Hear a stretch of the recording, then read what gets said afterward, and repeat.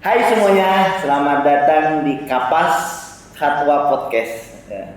Kali ini gua bersama temen gua yaitu adalah siapa nih?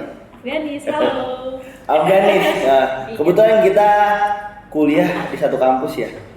Jadi berkenanan dengan memenuhi tugas yang diberikan oleh dosen kita, Bapak Aldi, kita akan membuat sebuah podcast. Podcast ini saya namain Podcast Kapas. Apa tuh kapas? Kapas ini singkatan dari Khatwa Podcast. Oh iya, Khatwa. Khatwa Podcast. Kenapa diambil dari Khatwa? Khatwa itu nama saya. Khaulil Hafizdina TWA itu nama istri saya gitu. Oh, sayang istri lah ya. Iya dong, kalau saya istri dong.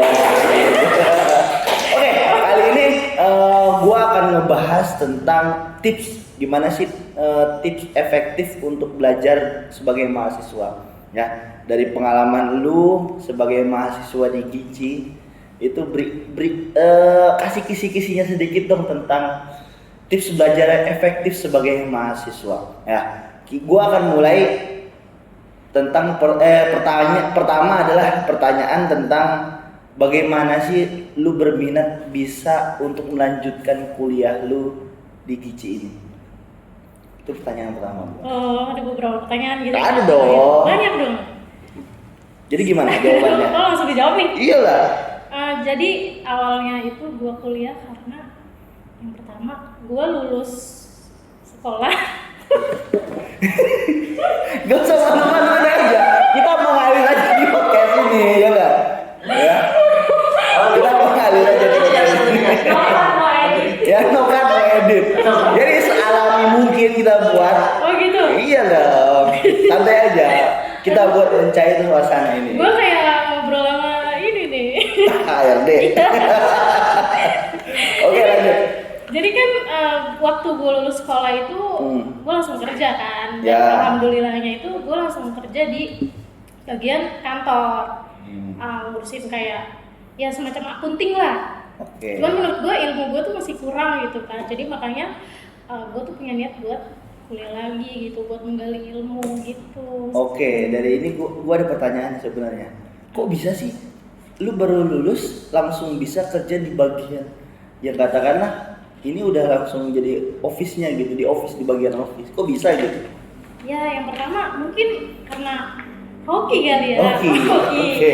Iya gitu. Terus Terus? ya mungkin memang basic gue waktu SMK itu hampir sama kayak. Oh, udah ada basic akuntansi. Udah ada basic, iya. Oh iya, by the way, lu jurusan akuntansi ya di sini ya?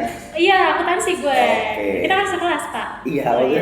mau memastikan aja, memvalidasi aja gitu, biar seolah-olah tuh terkesan alami podcast Iya, ini. Jadi kita Iya. bawa enjoy aja.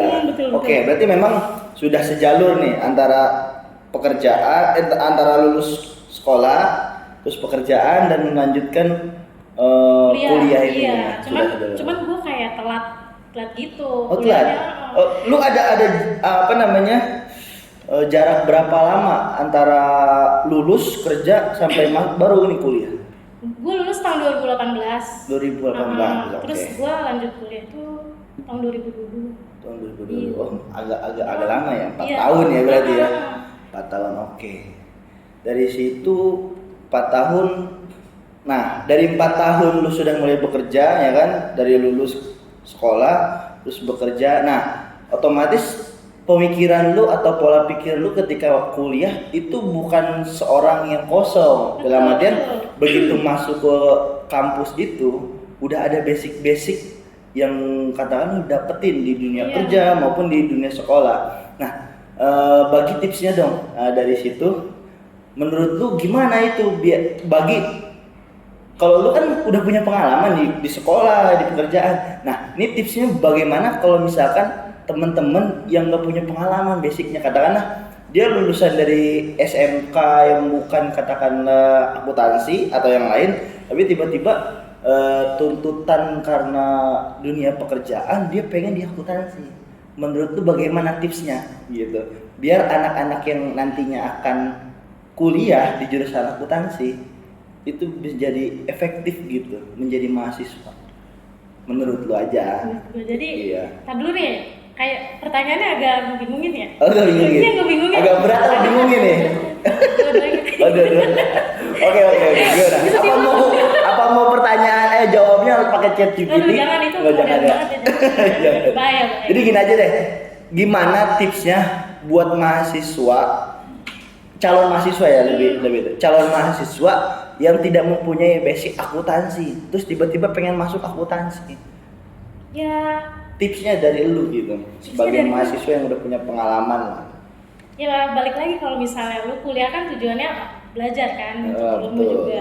Ya udah, lu berangkat kuliah, lu apa niatin belajar, terus juga ya apa kerjain tugas-tugas dari dosen lu, terus juga ya inilah apa namanya belajar lah intinya belajar terus juga ya serap aja ilmu terus juga pastikan nanti ketemu temen-temen yang ibaratnya di atas kita lah gitu ilmunya jadi kita bisa gali informasi juga di situ. Jadi banyak belajar dari teman juga. Iya. Betul.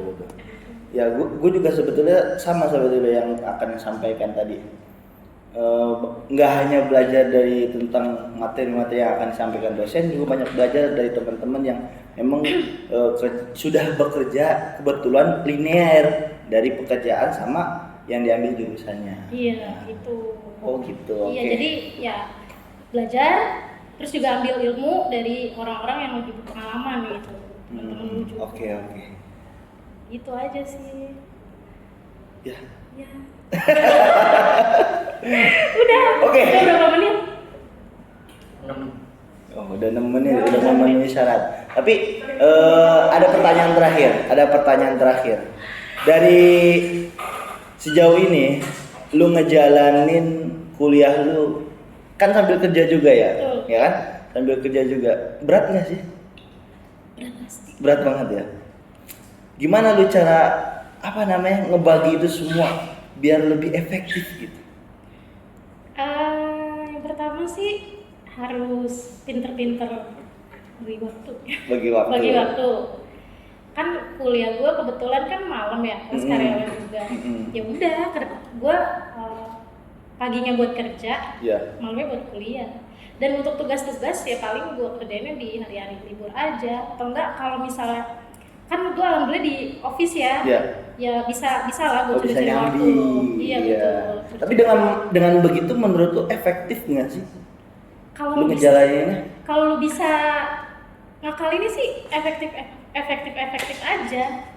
Oh. Gitu. Tapi gitu ya? lu juga pernah gitu kan? Iya pasti sambil dong. colong-colongan gitu Pasti kan, dong. ya kan? Jalan-jalan sedikit. Iya. Itu hal yang wajar sih.